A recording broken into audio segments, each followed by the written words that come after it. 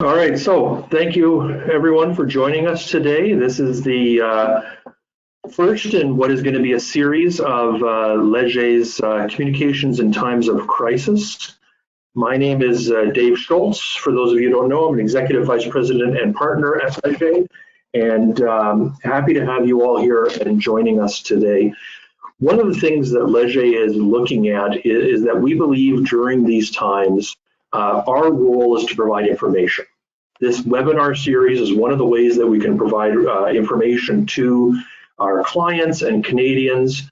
We also have, for those of you who haven't seen it yet, a weekly survey that we're running on looking at Canadians' attitudes and behaviors when it comes to the COVID-19 crisis right now.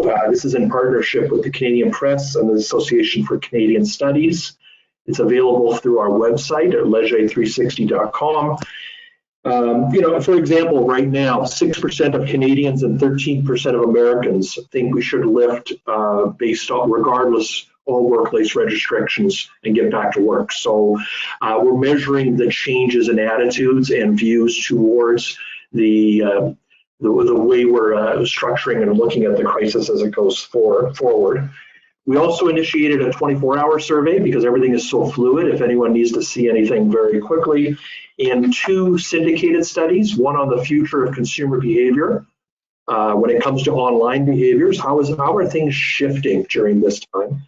And the second one looking at the healthcare system and how patients, and specifically those with chronic conditions, are navigating COVID-19. So that brings me here to today, and my guest for today is Dr. Terry Flynn, and I am glad to have him here. For those of you who don't know Terry, he is the program director of the Masters of Communication Management at McMaster University and Syracuse University. Terry has a long history working in crisis communications, starting his career for a number of years before he found the academic world, I guess is the way to look at it. Working specifically in crisis comms with Navy Public Health, with Chemical Associations, Vital Association, in providing that crisis consulting expertise to his clients. He is also a member of the Canadian Public Relations, actually past president of the Canadian Public Relations Society, and current board trustee of the Institute for Public Relations and the Page Society. Welcome, Terry, and I'm glad to have you here talking crisis communications with us. Nice to see you, Dave. I just want everybody to know that this COVID crisis is giving me a chance to do something I'd like to have done for 14 years, just grow up to be like Dave. Look at, we're starting to look like each other. Actually, I was looking in the mirror this morning, and I'm concerned that this goes on for another 4 weeks, how Grizzly Adams-ish this is all going to look. So I'm glad you're catching up to me at least. That's the good side.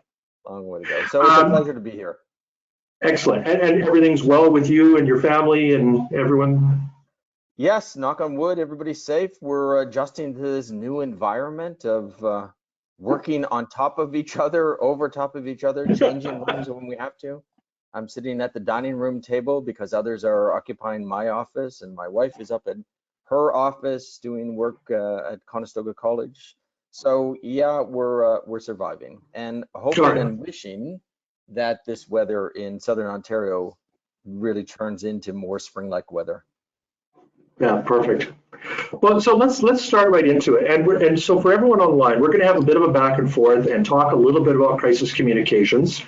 There is a chat window if you want to add a question in, and you can make that chat go out to everyone, and I will see it here, and we will ask questions as we go along if they pop up. But I do just, Terry, right off the bat, we're several weeks into this.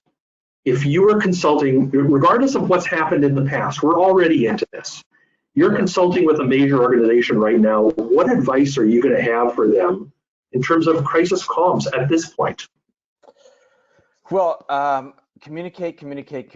I think number one, and I think we want to reframe it. I don't think we're in a crisis response phase anymore. I think in many respects, we've created a newish normal. We are adjusting to this this new life. We've made the pivot to our homes, to our new technology. Some of us have been Zoom bombed, so we know and understand what those things are like. So I think, if you look at traditional crisis communications, that immediate response, reaction, research, recalibration, I think organizations should be beyond that. I mean, if you're just beginning to communicate or beginning to respond, I think you're going to find it very difficult in this time because people have begun to create some levers of pattern, cognitive and behavioral patterns as well. So now we're really into this, what I would say, this almost phase 3, right? We're into fix it, and the fix is obviously in a number of different perspectives, right? It's the fix from the government, the public health agencies to really resolve or to allow us to find a new balance, a new perspective. And then I think what we have to begin to do is begin to realign, right? Recalibrate and realign. What does this new period look like? We don't know what that period of time looks like, but we can begin to sort of chunk off people. So I think what organizations first and foremost need to know and understand is who are their priority stakeholders. And if they haven't done that kind of prioritization already, they need to do it, right? And they need to do the research on what each of those separate groups are looking for from the organization. From a stakeholder group, we want connection. We want information that help us can make better decisions. And we want some sense of reassurance from the organization about what that immediate, we can't do it a long term, but what that maybe next month, what does the next 2 weeks look like? What are you doing to be able to sort of help me do my job? And then what can I do, or what should I be doing to be able to help fulfill that mission, right? So I think that's where it is. From a communicator standpoint, they should be around the central decision-making table. This exercise is not about operations as much as it is about communications today. So if communicators are not at the table right now, then that's a clear signal that the organization doesn't value the work that you're doing. I would suggest that the most organizations that will be successful and really have pivoted to ensuring that this is a communication-driven response. Okay, to that end, and just going off our question script a little bit, one of the things I'm hearing is there is a lot of, we're almost inundated with communications right now. So you're saying communicate, and prioritize, but it must be also meaning communicate in the right way and what specifically is needed. Is that correct? Well, yes, I agree. I think we're overloaded. I'm concerned about that, reaching out to our alumni and students to making sure that they get important, valuable information. But I don't think we're over communicated from those that matter to us. And so our direct supervisors, our bosses, right, the organizations, I think those messages are taking certainly a higher priority than others that are trying to get our attention, or those that are trying to maybe help us do our job as service providers or resources out there as well. But cognitively, we are more likely going to pick up on messages from our direct supervisors, our bosses, on issues that are relevant and that have meaning to me. If the organization is sending irrelevant or meaningless communications, then of course we're either ignore it or not going to act upon it as well. But I think what research would tell us in these kind of times is that we are in fact more acutely aware of information that is geared towards our health and well-being, and that can be both physical well-being but also economic well-being. And so those kind of messages, so those, if we're doing it through email, those subject line communications are going to be critically important, and you can tier the kinds of, if you need people to respond, put in it urgent action required, right? Or urgent attention, or you need to do this, giving people specific direction. And then knowing, if we just take sort of those publics, knowing their, I guess, calibration to technology. So my financial advisor reached out to all of his clients yesterday, and he had a WebEx session. He'd never had that before, right? So he was becoming more familiar with the technology, right? And so you have to know where you are on that. If you are leading the sort of communications, then what avenues are available? We're seeing more and more platform fatigue. So if you have one platform, stick with it. At the university, we have WebEx, Zoom, Microsoft Teams, and you don't want to cognitively overwhelm people through this constant change. That makes sense. And when you talk about people and you talk about the different audiences, what about employees? Are we in this, as we've gone through this, should we have been, are we still supposed to be, when do we do next in terms of communicating with employees to make everyone feel what we're supposed to feel, part of our organization and safe and moving forward? Number one audience. And this is where the employees will test your organizational values. Are you living those values? If you have a value that says transparency, openness, mutual support, are you living them? Are you in fact showcasing those through the kind of information that you are sending them? So I think those are a number of things that you'll want to look at. And again, within the employee group, there are different kinds of communication needs, right? What if you're working for an organization that where most of your employees don't have immediate internet access, right? They don't have good Wi-Fi, right? They don't have the technology to be able to link them into that. How do you communicate to them, right? There might be a higher degree of concern or fear about using technology. So getting that and then cascading that to those that they trust the most, right? We did research on what are the attributes of an effective spokesperson. And we did this from a cognitive perspective. So when the brain responds, what are they looking for? And I realized that it is as relevant today. It doesn't have to be a spokesperson, but it's the transmitter of information. Who is providing that information and what are those characteristics? So if I look at the 5 most important characteristics, right? It's trust, it's empathy, it's relatability, it's credibility, and it's expertise. So do the people who are communicating on behalf of the organization have those 5 attributes, 5 characteristics?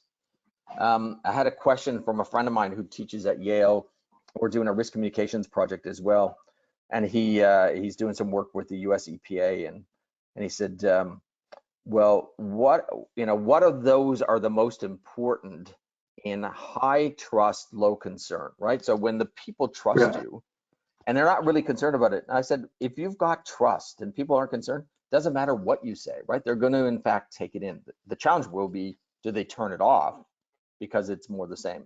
But when we flip it, high concern, low trust, if they don't trust you, what are the important characteristics? And that is, in fact, empathy and credibility, right? Can you empathize with people where they are? So I think those are important steps. And, people have hyper awareness right now of what organizations' words and behaviors are, and to see whether or not, in fact, there's any kind of alignment.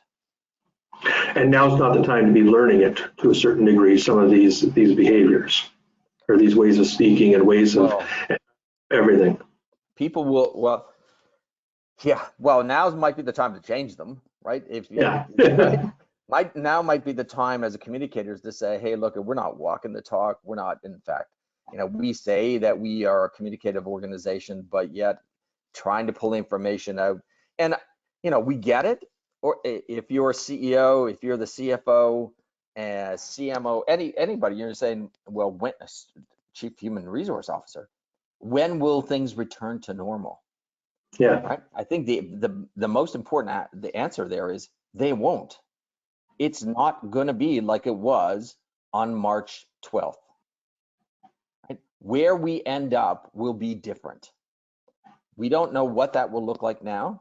But what I can give you is our assurances that we're going to be inclusive, communicative, supportive, and we will try to find that new normal together. And not sugarcoat it. You know, people don't think that. I was just reading a report from a cognitive behavior paper. You know, our gut instincts, or this kind of maternal instinct that, well, people can't handle bad news, right? They can't deal with it. No, people are pretty resilient. And if you can give them information where they can make decisions, empower them to make decisions and take action, the organization will be in a better place, right? We all have to understand that at the end of this, there's going to be some hurting going on. There's going to be some pain. It might be short term, right? This, you know, the stock market or the economy might in fact skyrocket, but nobody knows that right now. So I think people are conditioned, and they're going to support organizations that are open, transparent, empathetic, and credible. Yeah, that's a good point. And when we're talking to, so organizations, that's to employees, but let's talk about the type of organization. Are governments and corporations, do they have different mandates for communication during this? Because they're stakeholders, we're all the stakeholders of both, but should we be communicating differently? Yeah, well, of course, governments that are leading response have a more macro perspective, right? They're the sort of plethora of stakeholders that are listening, that are being consulted, that are being incorporated.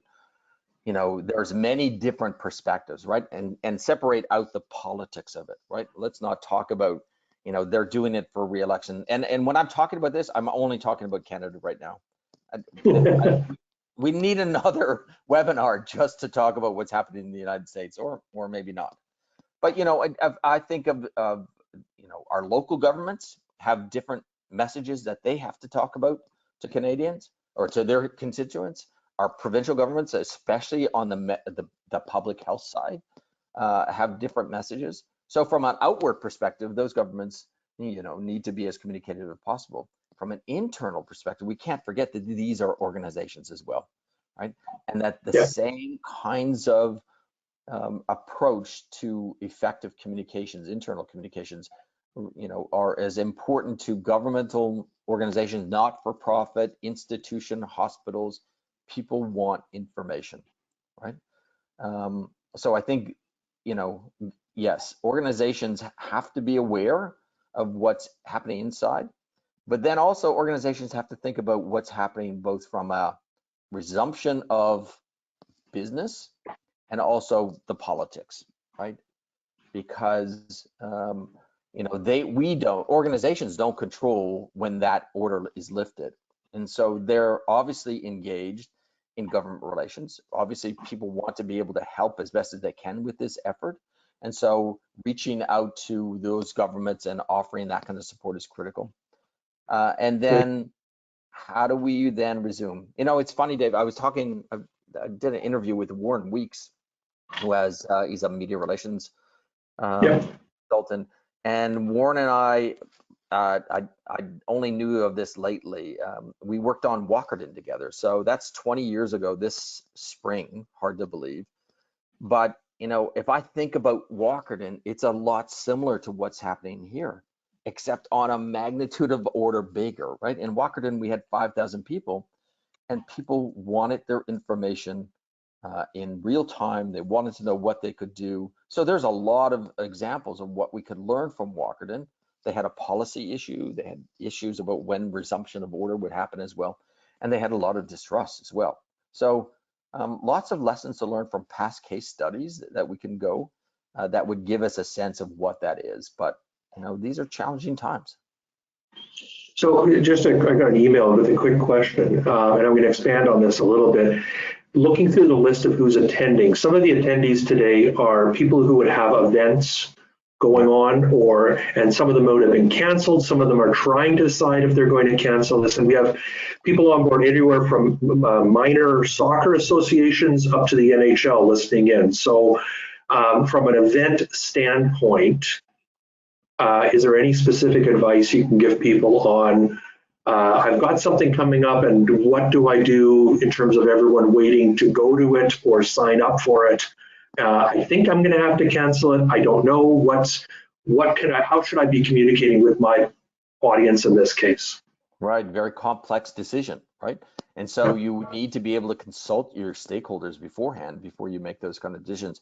I think intuitively, you know that if you're going to have an event scheduled May or even June, Right. probably not going to be given permission by government to be able to have anything bigger than 20 people maybe, right? So if you've got large scale events that are being planned, you'll probably be in the same boat that you are right now, right? Even the, you talk about sports, there's a notion that sports can resume. That is a pretty complex, so it'll resume without fans, but those players are gonna have to be in quarantine all the time, right? They're gonna have to be in quarantine. And what do? You wait 2 weeks in between games because you're gonna be playing some new people as well, or you find a way to get people tested and you give them some kind of license, and only people that are, have the antibody or whatever it is can in fact participate. So pretty complex, but from events even into the fall, I think we have to think about this, right? What does the fall look like? Nobody is at all for certain. Yeah. What I think is going to be important for organizations is a sense of resilience. To be able to pivot very quickly, but safely. I'm sure there is huge pressure, obviously, from the South to reopen the world, reopen the economies. And I think organizations are going to be held accountable at the degree to which they move forward, both positively, going back open for business, or holding back, being too conservative. So to try to find what that equilibrium is going to be very difficult. Yeah, that's a very fine line. At what point do you say it's okay and everyone's going to believe you, or you're not rushing it or not holding back? That's a really good point. Earlier you mentioned we're at phase 3, sort of the fix phase of communications. What is there a next phase? Is there a phase 4 as we start to come out of this? What do you see coming up in the next little while from a comm standpoint? Let me just sort of paint the picture of what I see. Our first phase of crisis management is what I call the reflection phase, right? That's before anything happens. You're thinking about what could happen, you're putting in places. So and this is not linear. This is in fact cyclical. It's happening in different times and phases even in the organization right now. So, as we've gone through this kind of initial response, you should be thinking about what's happened before. What lessons did we learn? How do we categorize them? How do we catalog them? One of the most disappointing things from Walkerton is that in December of 2000, when we sort of turned on the taps, everybody walked away. There wasn't a comprehensive lessons learned. People were just exhausted. So I think if you're waiting to the end of this to sort of capture all the lessons learned, you're going to miss something. So somebody on your team needs to be, in fact, monitoring, capturing, documenting those lessons learned. And probably the best way to do it right now, just for simple, is to take out your iPhone or your Samsung and videotape those people and get their thoughts, and then safely store those and then go back to those again. So reflection is critical. I told you what the phase 2 was. It was that immediate reaction, response, research, recalibration. Right? Those are in those initial days. So when the government closed the world down on March 15th, and we had to pivot, everybody had to pivot. So now we're in this reaction and response, and we're making it up as it is. So right now I say we're in this remediate and recover from that initial stage, and then realign and begin to report. Right, report internal to the organizations, because your C-suite are going to be very interested in knowing what we've learned from that and what are we going to do differently. Phase 4 is once we get the kind of indication that we are moving back into a open for business phase, then that's what I call the relationship and reputation rebuilding, right? We're going to have to rebuild those relationships and reputations. Even if we don't think that they've been impacted, they have been, right? Everybody's relationship has been impacted. And we won't be going back to the same consumer behavior or purchasing behavior that we did before, right? This has fundamentally changed how we operate, right? Organizations might say, guess what? We don't need office buildings anymore. Everybody Yeah. seems to be working at home, right? Automotive organizations are now telling me, I can deliver that car to your house, right? You don't have to come into our dealership anymore. Yeah. So Well, everything's telehealth is could change. What the study that we're looking at in online behaviors, we're already starting to see people who are trying new things now to the point of your financial planner doing a webinar that we would have never tried before. And what is going to stick? Some of it's going to stick. Some of it's going to stay with us. And you're right, we're going to be very different going forward. Yeah. So this is in this relationship building, rebuilding, and reputation management rebuilding, right? And then phase 5 is this notion of, just like phase 1, review and recalibrate, right? Let's hope we never have this again, but guess what? Public health officials, epidemiologists tell us we're going to have a phase 2. We might have a phase 3.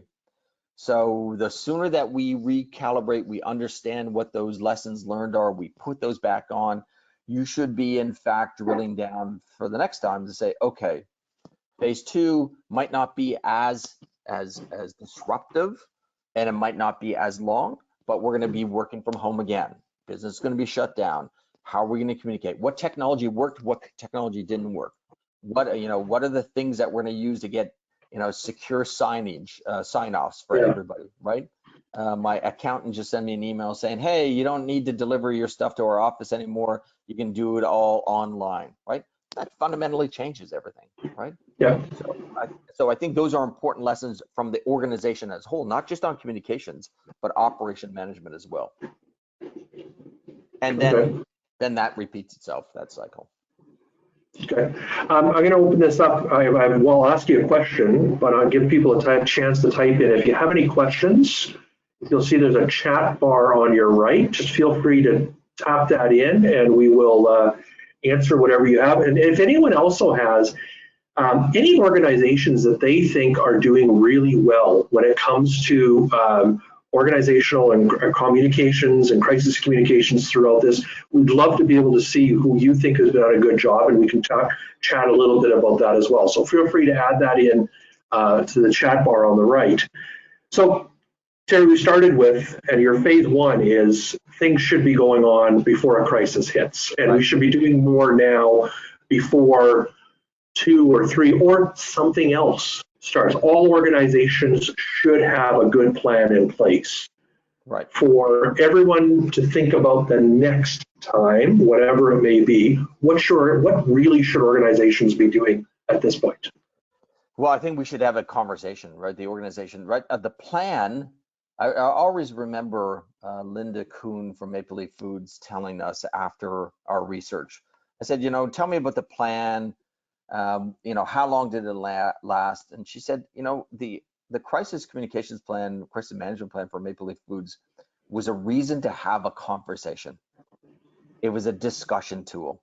It was an opportunity for us to get those people around the table to talk about what if this happened, right? And what she said was that the most important test of that plan was the plan in alignment with our corporate values? And when we were enacting the plan, were we living our corporate values? Because, there's a lot of pressure on organizational decision-making at this period of time to do things differently, right? To take care of other people's interests at the expense of other parties' interests as well. And organizations will be held accountable.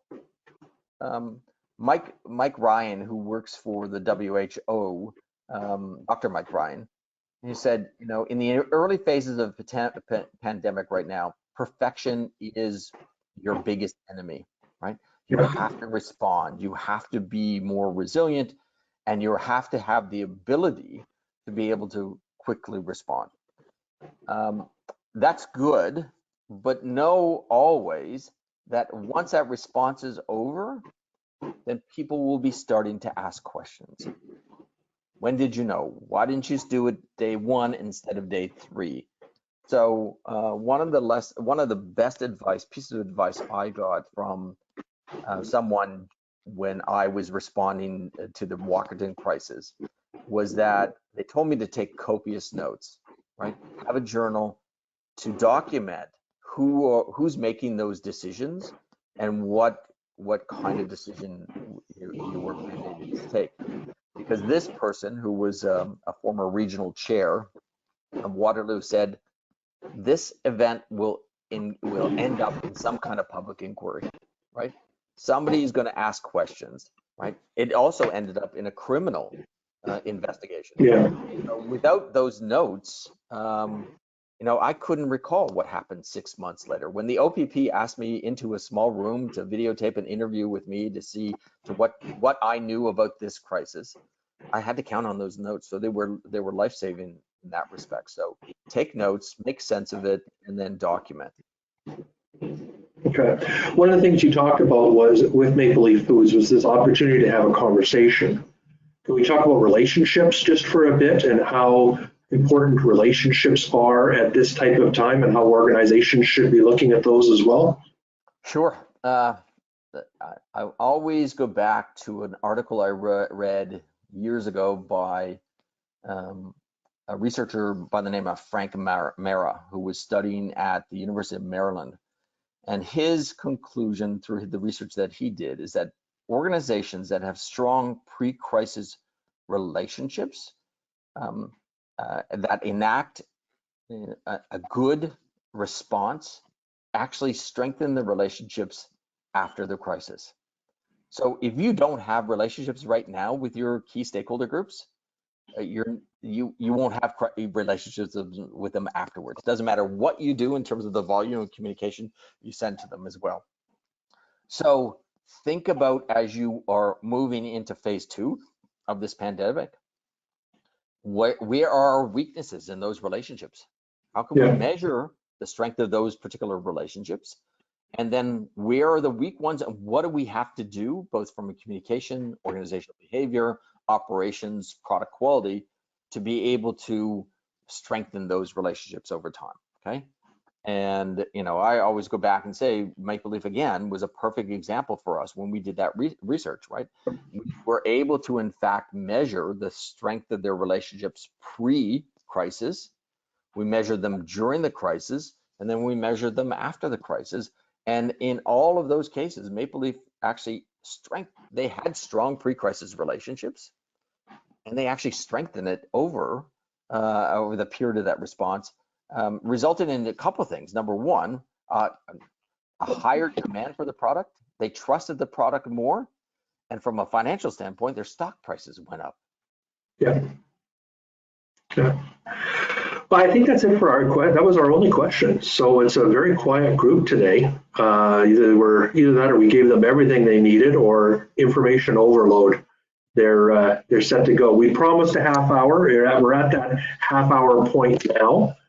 I want to thank you very much for being part of this and helping us out with our first webinar in this case. Next week we'll have Dr. Alan Middleton. Will be talking about the future of brands and how brands themselves should be communicating and talking during this. Obviously, advertising has had to change. The focus of how certain brands are looking and how they're addressing who they are has been adjusted for some, not for others. And I think some have looked odd in terms of the communications they've put out so far. So we'll have a little discussion with Alan next week, and hope everyone has a great rest of your day. And again, thank you very much, Terry, for being a big part and a big friend of Leger's. We're always glad to have McMaster University and the MCM program as part of our group of experts. Excellent. Thanks, Dave. All the best. All right. Bye, Thank everybody. you. Take care. Bye.